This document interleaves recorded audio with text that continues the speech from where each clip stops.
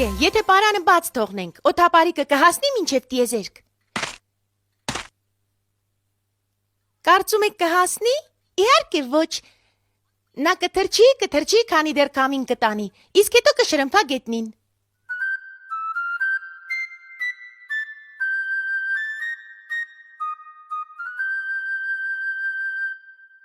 Ողջույն ընկեր, ինչի մասին ես երազում։ Իսկ ինչպես կրահեցիր։ Դեմքիցդ է երևում։ Հա, ճիշտ է։ Մտածում եմ այ թե տիեզերք կթրջեի։ Դու երբևէ փորձել ես։ Դե ոչ, ես չեմ հասնի։ Այնտեղ վերևներում սարսափելի ցուրտ է, ատամներս կզնգրտա։ Դու ատամներ ունես։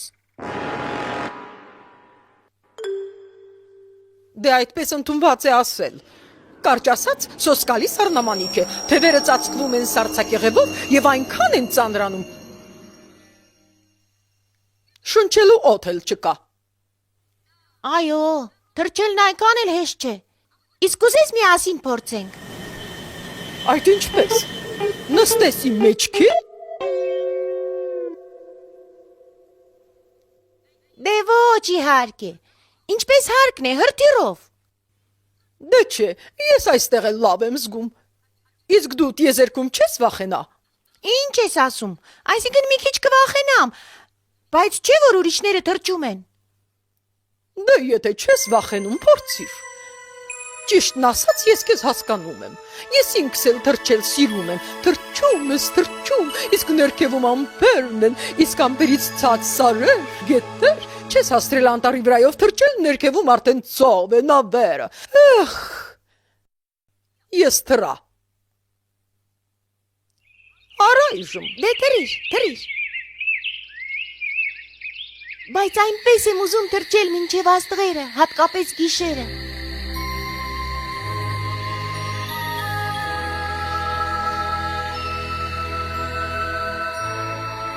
Երբ գլխավերևում տեսնում ես այդ արկայծող աստղերը, թվում է թե նրանք այնքան մոտ են,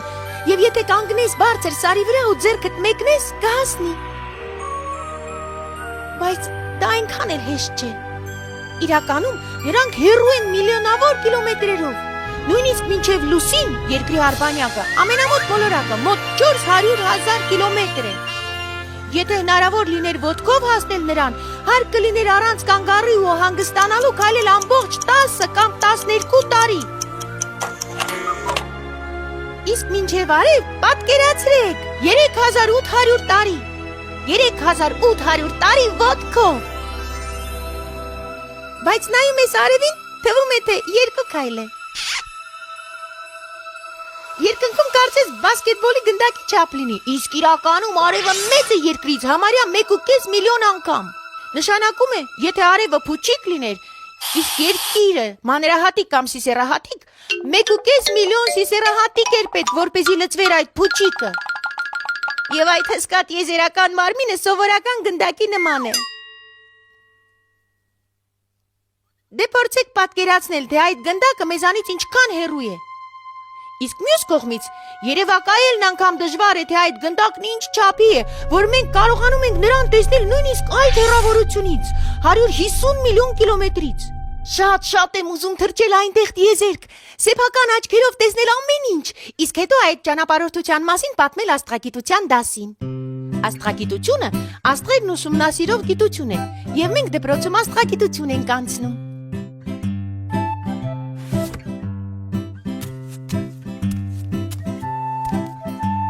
Ես առաջինը չեմ, ով երազում է թրջել տիեզերք։ Ինչ որ մեկը դրա համար օդապարիկ է օգտագործել, բայց մեծ բարձրության վրա գնդի միջի տակ գազը սառել է, գունդը կուչ է եկել եւ սկսել է ցածրանալ։ Երբեմն իջել է երկրի վրա, երբեմն էլ ընկել քարի նման։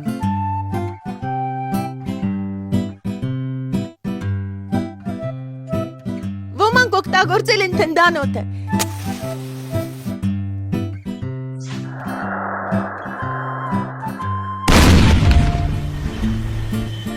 Դե ինչ-որ տարածություն իհարկե թռել են, բայց հետո ավելի արագ ետ են ընկել։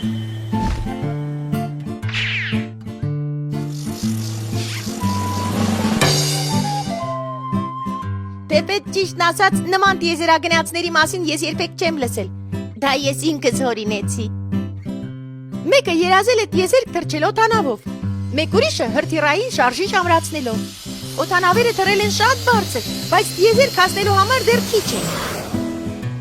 Դե իսկ հրթիռային շարժիչն օգնել է շատ արագ վերադառնալ երկիր։ Եվ ահա վերջապես հնարվեց տիեզերանավը։ Այն մի այսպիսի տնակ է, լուսանցույցով։ Նրա մեջ հարմար է ապրելը, քնելու տեղ կա, նույնիսկ ցնցուղ։ Այստեղ կարող է շատ օրեր անցկացնել, նույնիսկ ամիսներ եւ տարիներ, քանի դեռ շարունակվում է թռիչքը դեպի աստղերը։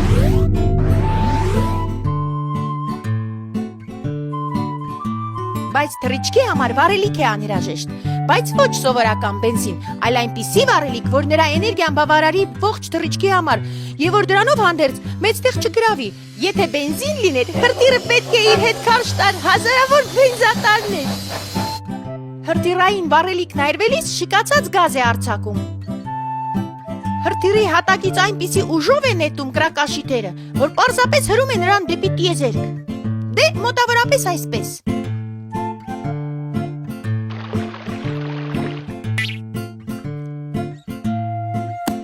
Դե թռիչքի ժամանակն է։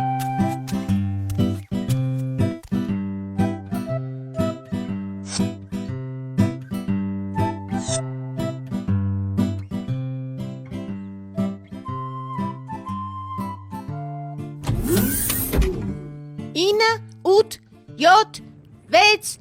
5, 4, 3, 2, 1 Մեկնա! Գնացինք!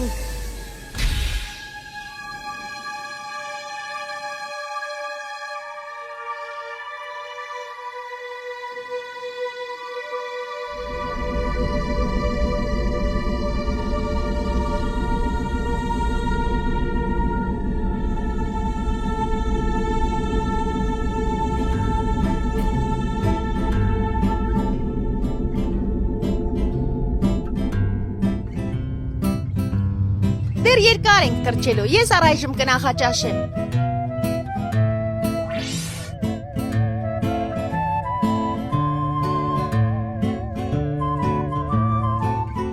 Բոլորովին մոռացել էի անկշռության մասին, որքան հեռանում ես երկրից, այնքան նա ավելի քիչ է ձգում դեպի իրեն։ Դրա համար էլ առարկաները, նրանց հետ էլ նաև ես, ոնց որ ավելի ենք թեթևանում, քաշ կորցնում։ Ահա եւ տարուբերվում են խցիկում։ Դրա համար էլ ամբողջ ծնունդը պարկուճների մեջ է։ Ապա թե ոչ, ցակուցրիվ կլինեն ոչ միայն պարկուճները, այլև շիլան, ապուրը, կոմպոտը։ Այ թե տեսք ունենան թռիչքի վերջում։ Ահա գազարը, իսկ սա կաղամբ է։ Իսկ սա կոմպոտ է, գազարա կաղամբային։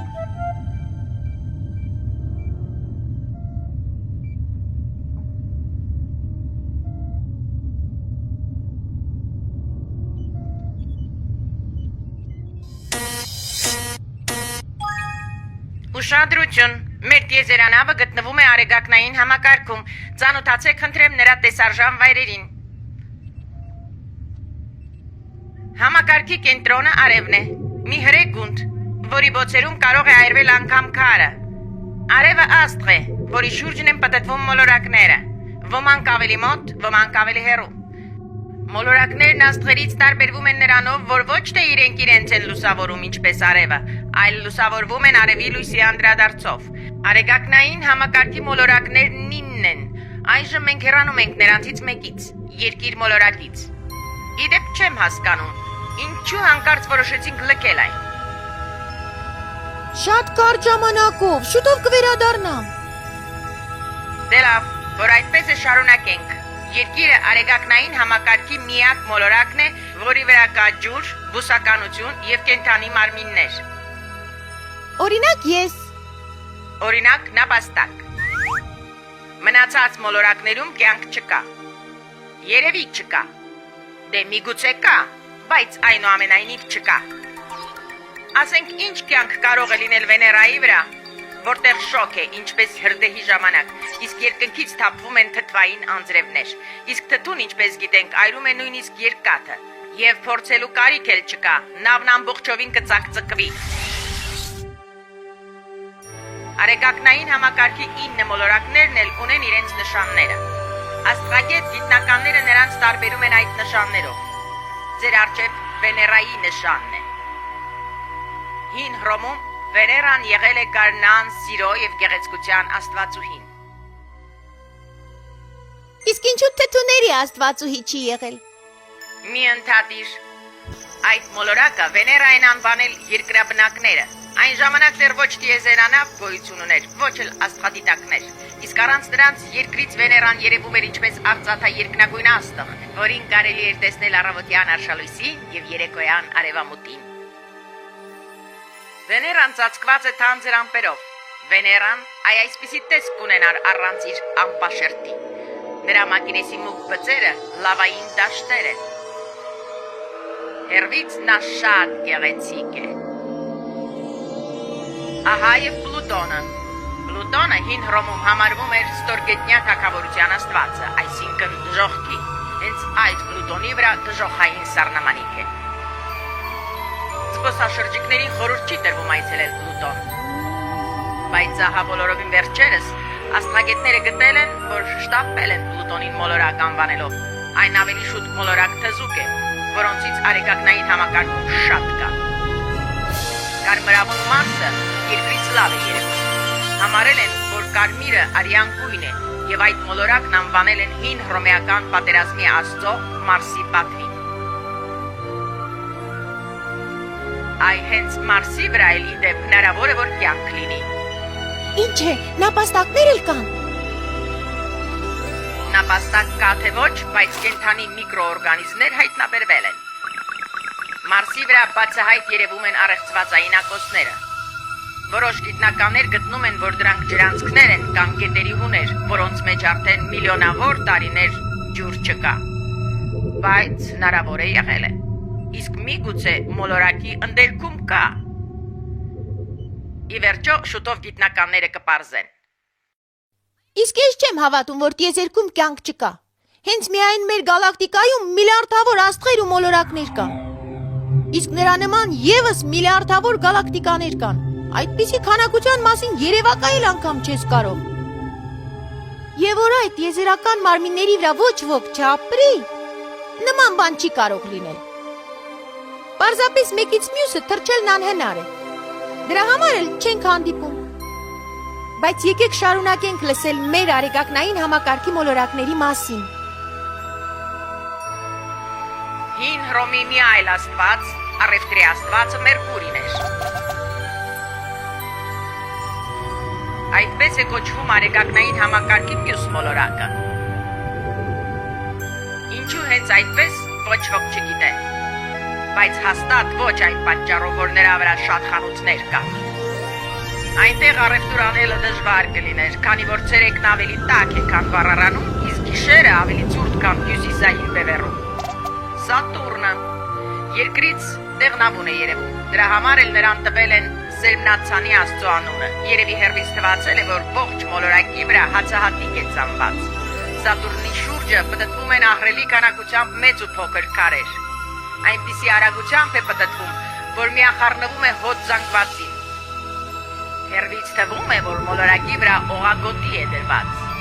Հին հռոմեական երկնքի աստծո Ուրանի անունով է կոչված 7-րդ մոլորակը։ Նա էլ ունի իր հազիվ նշմարելի օղակը։ Ահա նրա նշանը։ Երբեմն Ուրանին պատկերում են այսպես։ Նեպտուն,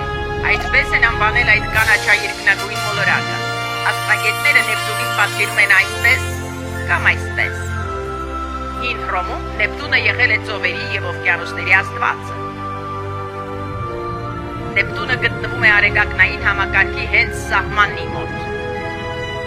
Եվ վերջապես ամենամեծ, խոշոր, ամենածանր մոլորակը՝ Յուպիտերը։ Պատահական չէ, որ նրան կոչել են հին հռոմեացիների գլխավոր աստծո, լույսի, ամպրոպի ու կայծակի աստծո անունով։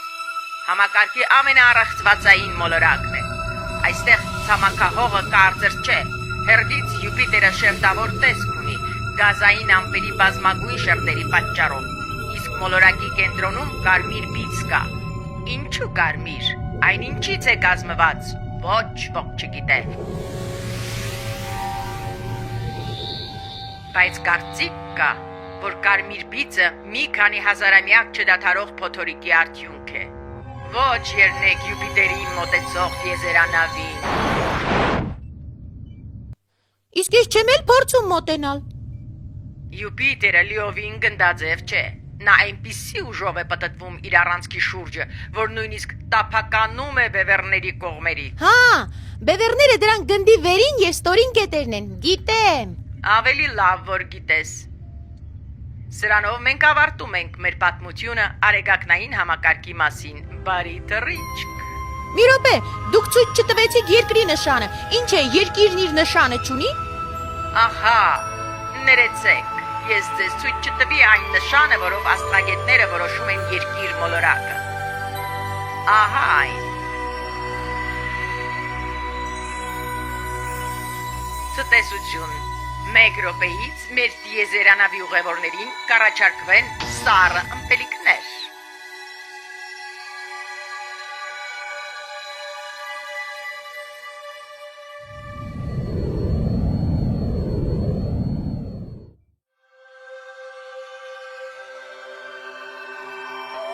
Դիք, իսկ ուր է բասը։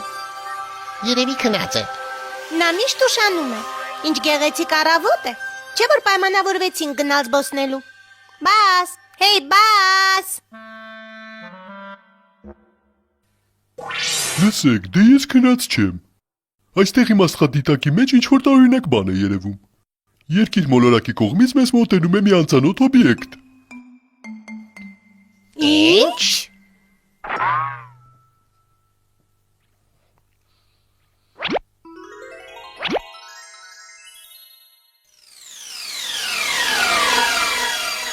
Կարծես հյուրեր ունենք։ Վայ, սենյակս հավաքված չէ։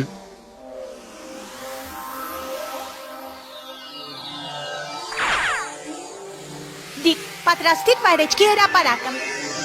Հիմա հրամանատար։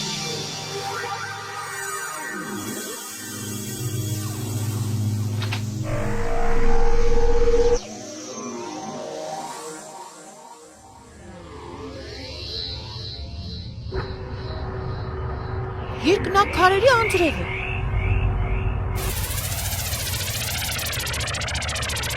Սա նույնիսկ անձրև չէ, այլ երկնակարերի կարկուտ։ Այդպես լինում է տիեզերքում։ Այստեղ այդ գլաքարերը թափվում են զարհուրելի արագությամբ։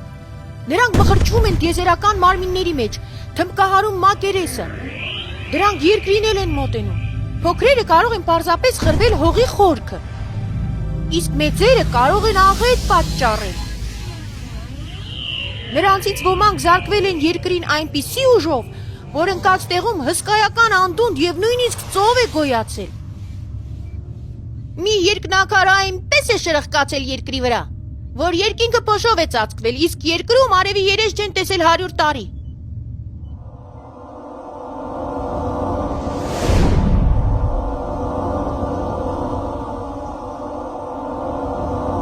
Դե տեսնող էլ չկար, միայն դինոզավրերն են եղել։ Բայց նրանք փոշուց խեղդվել են ու բոլորը բնաջնջվել։ Այնպես որ դինոզավրերի համեմատ իմ բախտը բերել է։ Կարող էին եւ ավելի մեծ քարեր լինել։ Դե, սարքերն ինչ են ցույց տալիս, դեռ երկար ենք թռչելու։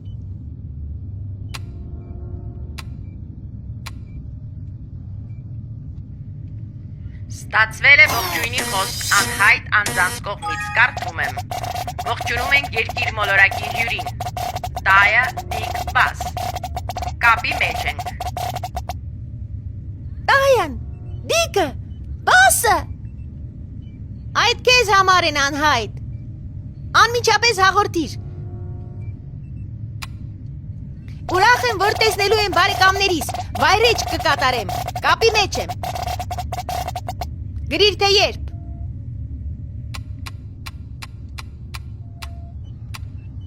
Քսանչորս րոպեից։ Մինչ շուտապույտ հանդիպում, երկիր մոլորակի բնակիչ, տիեզերագնաց նապաստակ։ Դե ժամանակ ունենք, կարող ենք եւ մուլտֆիլմ նայել։ Լինում է չի լինում մի Սուզանավ է լինում։ Նա լողում է ծովում, լողում եւ հանդիպում է գետին։ Նրանք ընկերանում են։ Ողջ ամառ նրանք խաղում էին օվկիանոսի խորքերում, առավոտից մինչև ուշ երեկո։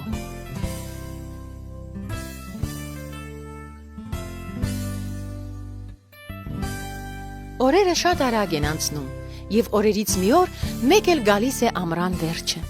Նրա հետ էլ ավարտվում են ամառային արձակուրդները, եւ գետի մայրիկն ու հայրիկը նրան տանում են քաղաք, դպրոց, իսկ Սուզանավը հսկայական օվկիանոսում մենակ մնաց։ Հետո էլ սկսվեցին անձրևները։ Ահա այսպիսի տխուր պատմություն։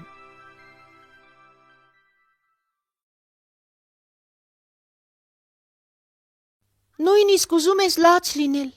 Մի ավելի ուրախ բան միացնեմ։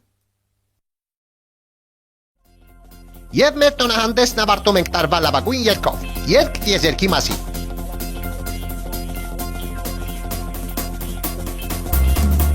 Պարասերու տիեզերք, մեզ ներեք շտապում ենք մենք, ցանկանում ենք շուտ ապույտ երկրի հետ ծանոթանանք, շանքից պիտի հեռանանք, ապույտ շուտ ետ կգանք, պարզապես ուզում ենք մենք երկրի հետ ծանոթանանք, լույսից ու աստղերից արագ, թռչում, թռչում, թռչում, երկիրը շուտ տեսնել ենք մենք, տենչում, տենչում, տենչում, ծովեր գետերներ են մեզ կոչում, կանչում, կոչում, միայն մենք ենք համակարգում, թռչում, թռչում, թռչում, երկիր գունեղ լուսին եմ դու ողջույն, ողջույն, ողջույն։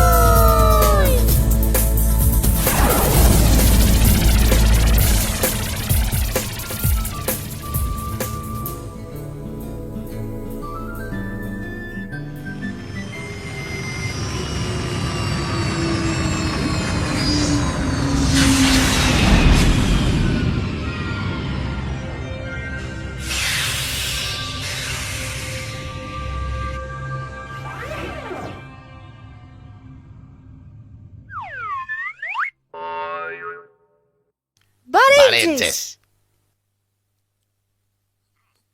Բարև ձեզ։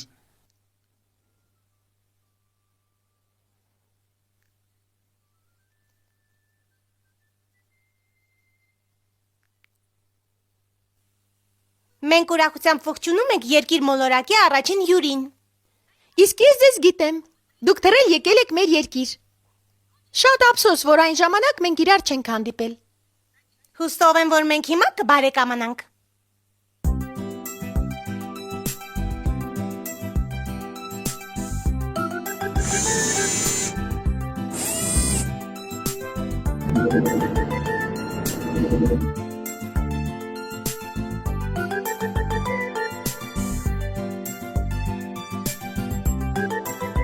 Մենք ես ցույց կտանք մեր թանգարանը։ Այստեղ շատ հետաքրքիր բաներ կան։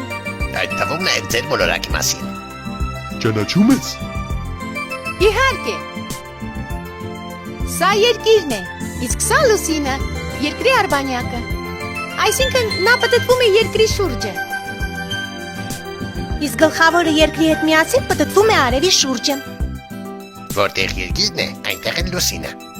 Միայն թե չգիտեմ նա որտեղից է հայտնվել։ Միլիարդավոր տարիներ առաջ երկրին հարվածել է ինչ-որ մի երկնային մարմին։ Ուժգին պայթյունից տիեզերք են նետվել մեծ քանակությամբ բեկորներ։ Այնտեղ տիեզերքում նրանցից ձևավորվել է խիտ զանգված, որը սկսել է պտտվել երկրի շուրջը։ Այս սարքերի միջոցով երկրաբնակները ուսումնասիրել են տիեզերքը, աստղերը, մոլորակները եւ հարևան գալակտիկաները։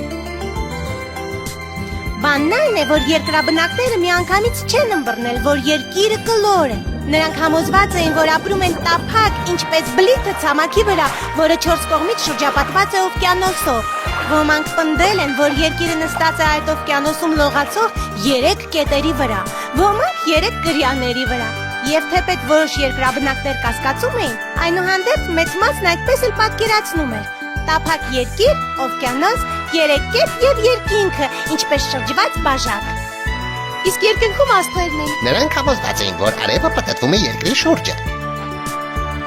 Բայց այդ դեպքում ստացվում էր, որ արևը դուրս է գալիս օվկիանոսից եւ մտնում է օվկիանոս։ Հետաքրքիր է ինչպես են մտածել։ Արևն առավոտյան դուրս է եկել թրջված, այդ դեպքում ինչպես է բոցավառվել։ Իսկ երբ մտել է օվկիանոս, նա ինչ է թշացել է ու մարել։ Եվ գոլորշի է բարձրացել։ Իսկ օվկիանոսն էլ գոլորշիացել է։ Բոլոր այդ հարցերը մտահոգել են նաև որոշ կրթված երկրաբնակներին։ Նրանք պատասխաններ են փնտրել եւ դրա համար ուսումնասիրել են երկիրը եւ աստղային երկինքը։ Դեռ հին անցյալում նրանք կառուցել են քարե աստղադիտարաններ։ Ենթադրենք գիշերը լավ երևացող պայծառ աստղը շողում է հենց այս քարի վերևում։ Մի քանի օր դիտելուց հետո հանկարծ պարզվել է, որ նա տեղափոխվել է դեպի աջ, հետո էլի, եւ դա վկայել է այն մասին, որ աստղը տեղաշարժվել է երկնքում, եւ ոչ թե մեկը, այլ բոլոր աստղերը, եւ յուրաքանչյուր աստղ իր ուղին ունի, իր արագությունը։ Մի անգամ ինչ-որ մեկը նկատել է, որ լուսնի խավար մասը ոչ թե սովորական անցք է մկների կրծած պաների նման, այլ երկրի ստվերն է, երբ արևը հայտնվում է իր մեջքին։ Եվ քանի որ ստվերը կլոր է, ուրեմն առարկան, որն այդպիսի ստվեր է գցել, նույնպես կլոր է։ Իսկ ես գիտեմ, սա Ջորդանո Բրունոն է։ Գալիլեո Գալիլեյը։ Կոպերնիկոսը։ Աստղագետներն եւ առաջինը նրանք են ապացուցել, որ երկիրը կլոր է։ Ամենևին ոչ ամենից առաջ, շատ դարեր առաջ ըստ երևույթին դա գիտակցել են հին շումերները, այդպիսի ժողովուրդ է եղել 4-5 հազար տարի առաջ, եգիպտացիները, հին հնդիկները և ամերիկյան մայր ցամաքների բնակիչները, հին հույները։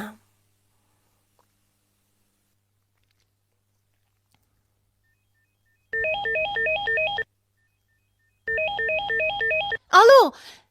վայ, կներես, մոռացա զանգահարել, որ նորմալ եմ հասել։ Ուր ես հասել։ Դու ինչ է այնուամենայնիվ դրել ես տիեզերք։ Դե հա, եւ ամենևին էլ սարսափելի չէ։ Այ քեզ բան, եւ աստղերն ես տեսել։ Շատ մոտիկից, արևի կողքով էլ եմ անցել։ Ահ, ափսոս, որ քեզ հետ չթռա։ Դե լավ։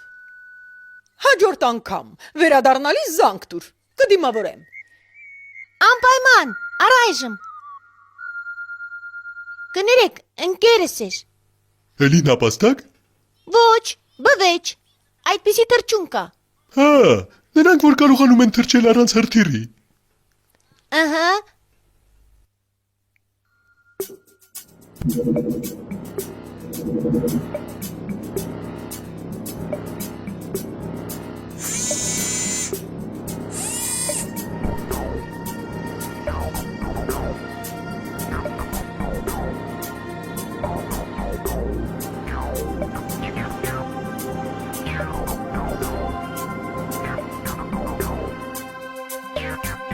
Իսկ սա աստղային երկնքի քարտեզն է։ Ծանոթ եմ, ես դա էլի եմ տեսել։ Հա, դու տեսել ես, երբ երկրից երկինք ես նայել։ Աստղադիտակով երկինքը հենց այդպես է երևում։ Մարդիկ նայել է գիշերային երկնքին եւ փորձել են հասկանալ, թե աստղերի կուտակումներն ինչ կենդանիների են նման։ Ահա աստղերի այս կույտը նման է կարապի։ Այս կույտը ընձուղտի է նման։ Իսկ սա մողեսի նման է։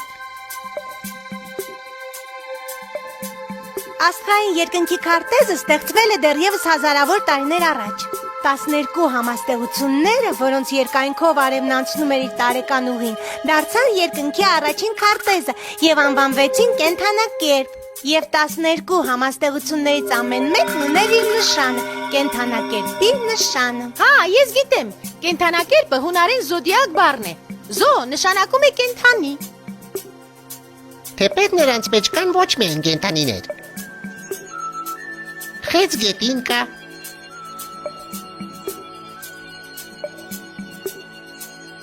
Երկվորյակներ։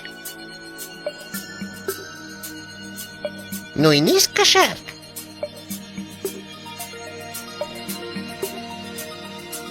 Կույս։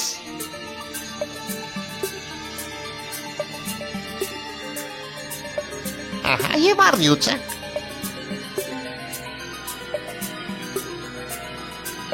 Հոյը, այսինքն ոչխարը։ Այդ ձեր ջուրը։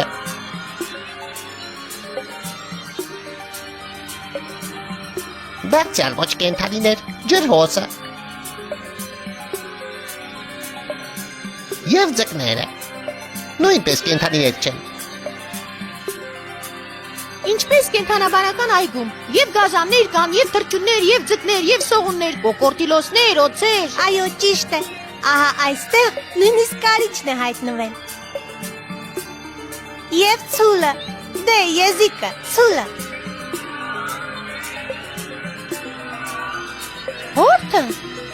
Ահա եւ ուրիշ նշան, նորից ոչ կենդանի, աղեղնաձիգը։ Իսկ նա այդպես էլ կոչվում է, աղեղնավոր։ Ահա սա ծիրկաթինն է։ Իսկ ինչ է նշանակում ծիրկաթին։ Դրանք նվազ լուսավորված 100 հազարավոր աստղեր են եւ այնքան խիտ են դասավորված եւ այնքան շատ են, որ ներքևից երկրից նմանվում են թափանցիկ սպիտակ շարֆի Կամ ամպի։ Կամ կաթի շիթերի։ Ճիշտ որ, կարծես մեկը տիեզերքում կաթ է թափել։ Հա, կաթի։ Այսինքն կաթին։ Ծիրկաթին։ Հասկանալի է։ Իսկ այս աստղը ես տեսել եմ, սա բևեռային աստղն է։ Ապրես, կռահեցիր։ Բևեռային են անվանում այն պատճառով, որ նա գտնվում է երկրի հյուսիսային բևեռի վերևում։ Այդ պայծառ աստղը բոլոր ժամանակներում ծառայել է որպես փարոս ծովագնացների ու ճանապարհորդների համար։ Որտեղ բևեռային աստղն է, այնտեղ էլ հյուսիսը։ Իսկ ընդհանուր առմամբ բևեռային աստղը փոքր արջի համաստեղության աստղերից մեկն է։ Գոյություն ունի նաև մեծ արջը։ Եվ մեծ շունը։ Եվ փոքր շունը։ Գետի համաստեղություն էլ կա, դելֆինի համաստեղություն, աղվեսի։ Մայրիկս ինձ ցույց է տվել եւ մեծ արջը, եւ մեծ շունը, եւ նույնիսկ մեծ շան ամենապայծառ աստղը՝ Սիրիուսը։ Նրանք չէ որ երկրից հեռու են։ Շատ։ Եթե այդ տարածությունը կիլոմետրերով չափեինք, մի թուղթն էլ չէր բավարարի այդ թիվը գրելու համար։ Արդեն ելքը գտնված է, թե ոնց չափեն եւ ինչ միավորներով։ Ահա, ուրեմն եթե օրինակ ահռելի լապտերը դեպի երկինք ուղենք եւ միացնենք այն, լույսային ճառագայթը մեծ արագությամբ կսլանա տիեզեր։ Եվ մինչ երկիրն արևի շուրջ իր տարեկան պտույտը կանի, լույսի ճառագայթը կանցնի 9.5 բիլիոն կիլոմետր։ 10 բիլիոն։ Դա միլիոնից շատ է։ Պատկերացրու, 1000 միլիոնը 1 միլիարդ է, 1000 միլիարդը տրիլիոն է, իսկ 1000 տրիլիոնը դա հենց 1 բիլիոն է։ Ուրեմն որևէ աստղի վրա, որը գտնվում է երկրից 9.5 բիլիոն կիլոմետր հեռավորության վրա, այդ լապտերի լույսը կտեսնեն 1 տարի անց։ Այո, իսկ որոշ աստղերին հասնելու համար այդ ճառագայթը պետք է թռչի տասնյակ, հազարավոր, նույնիսկ միլիոնավոր երկրային տարիներ։ Իսկ երբ երկրից դուք տեսնում եք հեռավոր աստղի շողը, նշանակում է նա այդպես լուսավորվել է հազարավոր, միգուցե միլիոնավոր տարիներ առաջ։ Այսինքն հիմա, եթե տեսնում եմ նրա լույսը, ինքը աստղը երևի արդեն չկա։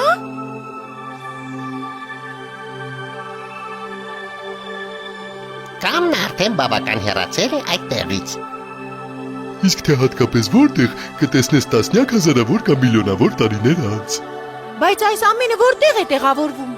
Ինչը, տիեզերքը, երկնային աշխարհը։ Դե հա, Դա մենք անգամ չգիտենք։ Մենք համարյա լույսի արագությամբ կարողանում ենք թռչել, բայց նույնիսկ մենք չենք հասնում տիեզերքի սահմանները։ Այո, հոգնում ենք ու վերադառնում։ Պարզ է, որ ինչ-որ մեկը ուզեցել է բարձրանալ երկնքի հեռուները, որպեսզի վերևից տեսնի երկիրը։ Մոտից տեսնել աստղերը։ Թեպետ երկրաբնակները ուշ են հասկացել, որ այդ աստղերը գտնվում են շատ հեռու։ Եվ ինչ հսկայական չափեր ունեն։ Եվ ահա ընդամենը 100 տարի առաջ Tsiolkovsky ազգանունով մի գիտնական առաջին անգամ մշակել է տիեզերանավի մոդելը։ Իսկ հետո արդեն մեկը մյուսի հետևից հորդեցին գյուտերն ու հայտնագործությունները։ Արդեն 1957 թվականին տիեզերք ուղարկվեց երկրի առաջին արհեստական արբանյակը՝ տիեզերագնաց Շանհել, նրա անունն էր Լայկա։ Հետո տիեզերք թռան եւս երկու շուն՝ Բելկան ու Ստրելկան։ 1961 թվականին տիեզերք թռավ առաջին մարդը՝ Յուրի Գագարինը։ Նա ընդամենը 1 պտույտ կատարեց երկրի շուրջը, բայց դա մեծագույն նվաճում էր։ Դա եղավ առաջին անգամ։ 1965 թվականին Տիեզերագնաց Ալեքսեյ Լեոնովը նավից դուրս եկավ բաց տիեզերք։ 1969 թվականին աստղագնացներ Արմստրոնգը եւ Օլդրինը առաջին անգամ իջան լուսնի վրա։ Աստղագնացներ։ Այո, նրանք նույն տիեզերագնացներն են։ Տիեզերք, տիեզերագնացներ, աստղ, աստղագնացներ։ Իսկ աստղը այլ լեզուներով կոչվում է աստրա։ Հա, դրա համար է աստղագիտություն, որն ուսումնասիրում է աստրան, այսինքն աստղը կամ աստղերը։ Ուզում ես տեսնել նապաստակի համաստեղությունը։ Կատակում ես։ Չէ, չի կատակում։ Այն մեզնից հեռու չէ։ Դրա համար էլ երևում է անզեն աչքով։ Գնանք տեսնենք։ Ահա նա, նապաստակի համաստեղությունը։ Տեսնում ես, այ պայծառ աստղը։ Իսկ մյուսներն ավելի աղոտ են։ Պայծառ, տեսնում եմ։ Հետաքրքիր է, այնտեղ գազ արաճում է։ Չգիտեմ, չեմ թռել։ Ես էլ չեմ թռել, նույնիսկ տայան այնտեղ չի եղել։ Դե սրանից հետո անպայման կթռչենք։ Եվ չգիտեք էլ այնտեղ ցուրտ է, թե տաք, ջուր կա, թե ոչ։ Անկեղծ ասած, այդ համաստեղության մասին ոչինչ չգիտեմ։ Այն մոլորակը երկրին է նման։ Ահա օվկիանոսներ, մայրցամաքներ։ Դա պատահական նմանություն կարող է լինել։ Ահա օրինակ ձեր գալակտիկայի Սատուրն մոլորակը։ Այն որողակապ ունի։ Խուլախուպի նման։ Իսկ խորափողն ինչ է։ Օղակ, որ պտտում են, երկրաբնակները դրանով վարժություններ են անում։ Դրանք կրկեսում էլ ենք պտտում։ Ուրեմն այսպես, Սատուրնը արբանյակ ունի, Տիտանը։ Տիտան, նա այդքան մեծ է։ Այո, Տիտանները հունական լեգենդների ու առասպելների հսկաներն են։ Հենց այդ Տիտանը շատ նման է երկրին եւ մթնոլորտին նման ող ինչ-որ բան ունի։ Նրա վրա բարձրաբերդ լեռներ կան, խորը կիրճեր ու ձորեր, նույնիսկ օվկիանոսներ։ Բայց խնդիրն այն է, որ երկրային օվկիանոսներում ջուր կա, իսկ Տիտանի օվկիանոսներում հեղուկ գազ մեթանը։ Եվ այդ պատճառով էլ ջերմաստիճանը -180 աստիճան է։ Սառնամանիք։ Իհարկե սառնամանիք։ Դու գիտես, չէ՞ ջերմաստիճանը ոնց են չափում։ Դե ոչ այնքան։ Երկրի վրա ջուրը սառչում եւ սառույց է դառնում մի փոքր սառնամանիքի ժամանակ։ Ահա եւ համարել են, որ ջրի սառեցման ջերմաստիճանը զորոյական աստիճանն է, որ արդեն տաք չէ, բայց նաեւ այդքան էլ սառը չէ։ Իսկ երբ ավելի սառն է, ուրեմն զրոյից ցածր է։ -1 աստիճան, -5։ Օրինակ խստաշունչ ձմռանը օդի ջերմաստիճանը կարող է զրոյից իջնել մինչև 20-30 աստիճան։ Երկրի որոշ շրջաններում իջնում է մինչև 50 աստիճան։ Դե իսկ եթե տաք է, այդ դեպքում ջերմաստիճանը զրոյից բարձր է։ Դե գոնե 15 աստիճանով։ 20-25-30 աստիճանում արդեն շոկ է։ Բայց երկրի վրա է այդպես, իսկ Տիտանի վրա, ինչպես ասացի, լողանալ հեղուկ մեթանի մեջ -180 աստիճանի տակ դու պարզապես կդառնաս դյուրաբեկ սառույց եւ կկոտրվես։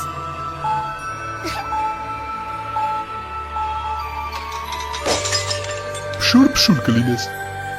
Վերջ, հասկացա, չեմ լողանա։ Բայց ճանապարհորդի համար դա միակ անհարմարությունը չէ։ Տիտանը պտտվում է այնպիսի արագությամբ, որ բևեռների կողմից սեղմվելով դառնում է ռեգբի գնդակի նման։ Իսկ հետո, երբ այլևս ճզմվելու տեղ չկա, այնպիսի ուժով է զսպանակում, որ հրաբուխները ժայթքում են շատրվանների նման, մեթանի օվկիանոսներում դիզվում են վիթխարի ալիքներ։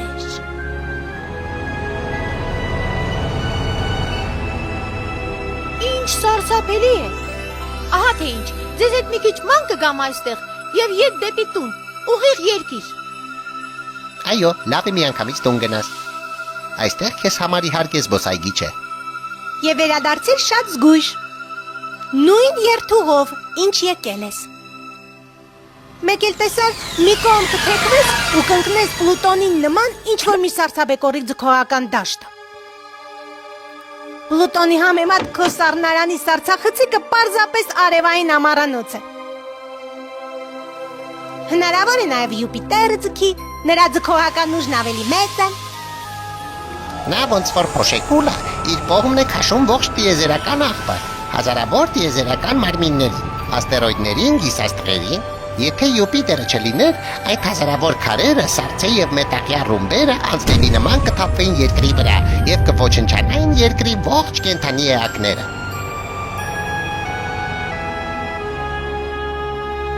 Վայ, ինչ սարսափելի է ապրելը։ Երբեք չգիտես ինչ կարող է պատահել։ Իսկ դու ավելի լավ է մտածիր այսպես. ինչ հրաշալի է ապրելը, ինչ երջանկություն է, որ այդ տեղի չի ունեցել։ Ընդհանուր առմամբ, այո, դու ճիշտ ես։ Այնուամենայնիվ ապրելը հրաշալի է։ Եվ հետաքրքիր։ Դե լավ, իմ վերադարձի ժամանակն է։ Էքսկուրսիայի համար շնորհակալ եմ։ Էլի կթրջեց մեզ մոտ։ Դուք նույնպես թռեք եկեք։ Տես հա, հանկարծ սև խորոջի մեջ չընկնես։ Ոտքով։ Դու չգիտես սև խորոջն ինչ է։ Ոչ, չեմ լսել։ Օ, դա պետք է իմանալ։ Դու գիտես չէ, ինչ է նշանակում ձգողական ուժ կամ գրավիտացիա։ Այո, գիտեմ։ Եթե երկրային ձգողական ուժը չլիներ, երկրի վրա ոչ ոք ու ոչինչ չէր մնա։ Բոլորը կթռչեին երկինք։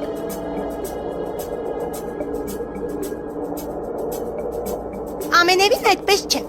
Երկինքը կազմված է թթվածնից, ջրածնից եւ ուրիշ գազերից, եւ նա կարող է թռչել ավելի հեռու, դեպի այն տիեզերական մարմինը, որի գրավիտացիան ավելի զորեղ է երկրայինից։ Որովհետեւ հենց գրավիտացիան է պահպանում այս ողջ աշխարհը։ Ամեն մոլորակ եւ աստղ ձգում եւ պահում է իր մատերիան։ Դրա հետ մեկտեղ մնում են իրենց ուղեծիրների վրա։ Դե իրենց հետագծի վրա։ Դե դա այն ուղին է, որով անցնում է տիեզերական մարմինը։ Ուրեմն այսպես, նրանք մնում են իրենց ուղեծիրներում, որովհետև հավասարաչափ են ձգում միմյանց։ Եթե հավասարակշռությունը խախտվի, նրանք կմխրճվեն միմյանց մեջ։ Ավելի մեծերը կձգեն փոքրերին, փոքրերը ահավոր ուժով կխոյահարեն նրանց եւ ջարդուփշուր կանեն, իսկ բեկորներին կսկսեն ձգել այլ մոլորակները։ Գալակտիկաներն էլ են ձգում միմյանց։ Դրա համար էլ շատ դանդաղ են մոտենում։ Բայց ինչ կապ ունի սև խորոջը։ Իսկ սև խորոջը հենց ինքը ահռելի ձգողական դաշտ ունեցող տիեզերական օբյեկտն է, որ մագնիսի նման դեպի իրեն է ձգում ցանկացած չափի այլ օբյեկտներ։ Ոչ միայն կտորներն ու բեկորները, այլև մոլորակներ, աստղեր, եւ սև խորոջը կլանում է այդ ամենը, նրա երախում անհետանում է ամեն ինչ։ Լավ, ես շատ զգույշ կթռչեմ։ Իսկ մենք ուզում ենք քեզ հուշանվեր ընծայել։ Մենք այն գտել ենք, երբ հյուր ենք գնացել քո մոլորակ։ Վայ, սա իմ օտապարիկն է։ Շնորհակալություն։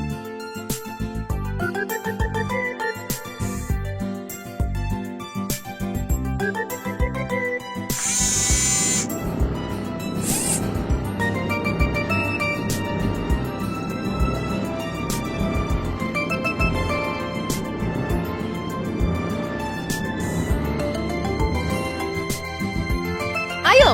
իսկ եթե գալակտիկաները մոտենան, նրանք ինձ չեն ճզմի։ Եթե միայն թռչես միլիարդավոր տարիներ։ Ոչ, ես կաշխատեմ ավելի արագ թռչել։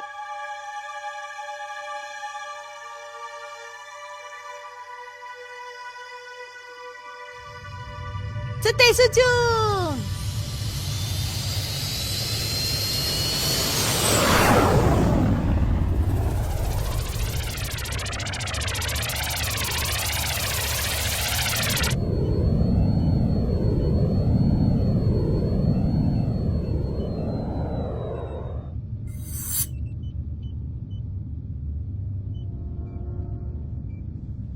Դե Փառք Աստծո, հուսով եմ վերադառնում ես։ Այո, իհարկե։ Եթե չընկնեմ սև անցքի մեջ։ Իսկ դա ինչ է։ Լսիր, շատ հոգնած եմ։ Կհասնեմ տուն ամեն ինչ կպատմեմ։ Հիմա բարկում եմ քնելու։ Առավոտյան վայրեջքն է, կգաս դիմավորելու։ Կգամ։ Դե լավ, բարի գիշեր։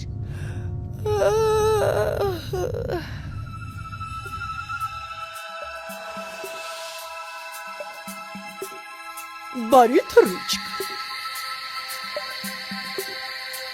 Դա ես մի քիչ էլ կթրջեմ։ Որս կանեմ, թևերս լայն կբացեմ։